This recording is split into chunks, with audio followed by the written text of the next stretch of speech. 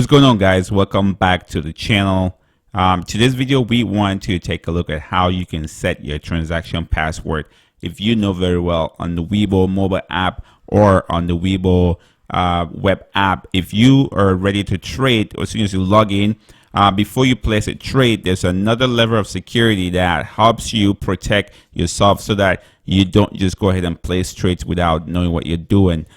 So even if it's a mistake or you just kind of butt dial your phone and it goes to the WeBull app, you cannot just place a trade without entering your transaction password. So WeBull has that extra level of security.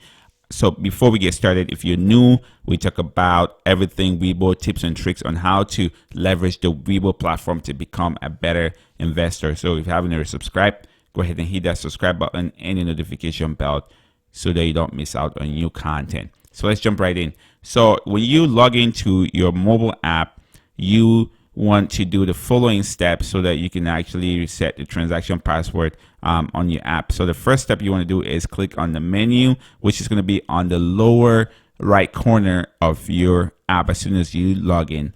And once you click on menu, you scroll up to the very top, the top right corner, you're going to see settings. So you want to click on settings. Once you click on that, you're going to see account and security.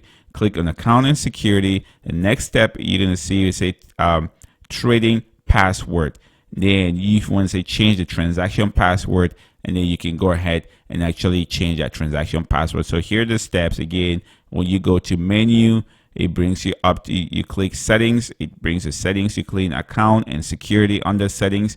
And the next step is you go to trading password, and then you can actually click on that and then enter your new trading password and click OK to confirm it, and then that's it, and you're ready to go. And each time you log into either the mobile app or the web app or the desktop app and you're ready to place a trade, it would ask you for your trading password, which you can enter and then confirm it for your trades to go through. So that's it for this video. Let me know if you have any questions. Again, if you're new, we talk about everything WeBull, tips and tricks on how to use the WeBull platform to become a better investor. So go ahead and hit that subscribe button and the notification bell so you don't miss out on new content. And I'll see you guys in the next one.